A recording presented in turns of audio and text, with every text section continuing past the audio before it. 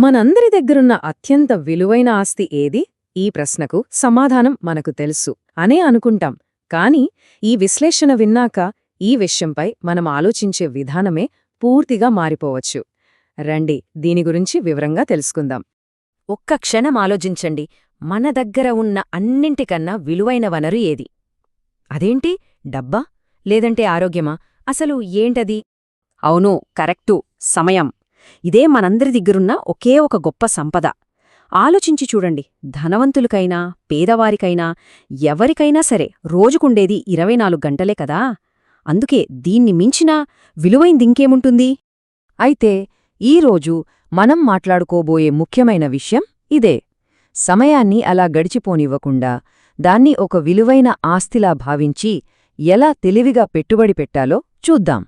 చూశారుగా, ఈ ఒక్క వాక్యం చాలు సమయం గురించిన కఠిన నిజాన్ని చెప్పడానికి. డబ్బు పోతే మళ్ళీ సంపాదించుకోవచ్చు, ఆరోగ్యం పాడైతే జాగ్రత్తపడి తిరిగి తెచ్చుకోవచ్చు. కాని ఒక్కసారి గడిచిపోయిన క్షణం దాన్ని మళ్ళీ వెనక్కి తీసుకురాగలమా? అస్సలు కుదరదు.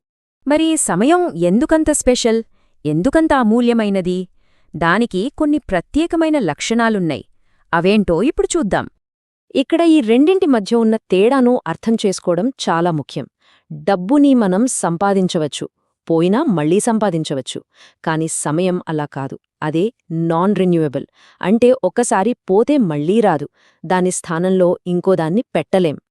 ఇప్పుడు ఈ లక్షణాల్ని ఒక్కసారి చూడండి. ప్రతి ఒక్కరికీ సమయం లిమిటెడ్గానే ఉంటుంది. ఒక్క క్షణం గడిచిపోయిందంటే అది శాశ్వతంగా పోయినట్టే. ఇది డబ్బుతో సంబంధం లేకుండా అందరికీ విలువైనది. అన్నింటికన్నా ముఖ్యంగా మన జీవితంలో మనం సాధించే ప్రతి విజయానికి, పొందే ప్రతి అనుభవానికి మూలం ఈ సమయమే. అయితే ఇక్కడే అసలు సమస్య మొదలవుతుంది. మనం సమయానికి ఇచ్చే విలువకి, దాన్ని నిజంగా ఉపయోగించే పద్ధతికి మధ్య చాలా పెద్ద గ్యాప్ ఉంది. నిజానికి ఈ మాట మనందరి ప్రవర్తనకు అద్దం పడుతుంది. మన దగ్గర చాలా తక్కువగా, కొరతగా ఉన్న ఈ వనరునే మనం అబ్బో చాలా ఉందిలే అన్నట్టుగా భావించి వృధా చేసేస్తుంటాం. చాలాసార్లు మన లాంగ్ టర్మ్ గోల్స్కి ఏమాత్రం సంబంధం లేని పనుల మీద టైం వేస్ట్ చేసే ట్రాప్లో పడిపోతాం. ఆ తర్వాత అయ్యో టైం అంతా వేస్ట్ అయిపోయిందే అని బాధపడతాం. సరే, మరి ఈ సమస్యకు పరిష్కారమేంటి? దాని గురించే ఇప్పుడు చూద్దాం. తెలివిగా ఒక ప్లాన్ ప్రకారం మన సమయాన్ని మన కంట్రోల్లోకి ఎలా తెచ్చుకోవాలో మాట్లాడుకుందాం. సమయ కేటాయింపు అంటే జరిగిందేదో జరగని అని వదిలేయడం కాదు. ఇది చాలా యాక్టివ్ ప్రాసెస్.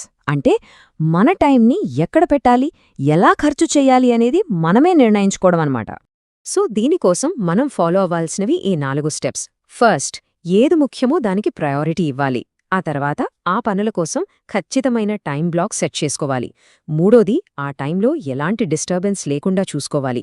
ఇక లాస్ట్ది, కేటాయించిన పని మీద 100% ఫోకస్ పెట్టాలి. గుర్తుంచుకోండి, రోజుకి ఓ 15-20 నిమిషాలు ఇలా ఏకాగ్రతతో గడిపినా చాలు. అదొక పవర్ఫుల్ స్టార్ట్ అవుతుంది. చూడండి, మనం ఒక పని మీద టైం పెడుతున్నామంటే దాని అర్థం అదే టైంలో ఇంకో పనిని వదిలేస్తున్నామని. అందుకే మన ఎంపికలు చాలా తెలివిగా ఉండాలి. దీన్నే అల్టిమేట్ ఆపర్చునిటీ కాస్ట్ అంటారు. సరే, మన సమయాన్ని ఇలా సరిగ్గా కేటాయించడంలో మనం మాస్టర్ అయితే దానివల్ల వచ్చే లాభాలు, ఆ రిటర్న్స్ ఎలా ఉంటాయో ఇప్పుడు చూద్దాం. డబ్బులాగే సమయం విలువ కూడా పెరుగుతూ పోతుంది. అంటే మనం ఎంత త్వరగా మొదలుపెడితే దాని ప్రభావం అంతగా పెరుగుతుంది. దీన్నే పవర్ ఆఫ్ కంపౌండింగ్ అంటారు. చూడండి, ఈ ఇన్వెస్ట్మెంట్ మీద వచ్చే రిటర్న్స్ ఏంటో, సంపదను సృష్టించుకోవచ్చు, కొత్త స్కిల్స్ నేర్చుకోవచ్చు, మన రిలేషన్స్ని మరింత బలంగా మార్చుకోవచ్చు, ఇంకా జీవితాంతం గుర్తుండిపోయే మంచి మెమరీస్ని క్రియేట్ చేసుకోవచ్చు. ఇది మన లైఫ్లోని ప్రతి ఆస్పెక్ట్ని ప్రభావితం చేస్తుంది. ఫైనల్గా చెప్పాలంటే మన లైఫ్ మొత్తం మనం మన సమయాన్ని ఎలా పెట్టుబడిగా పెట్టాం అనేదానికి నిదర్శనం.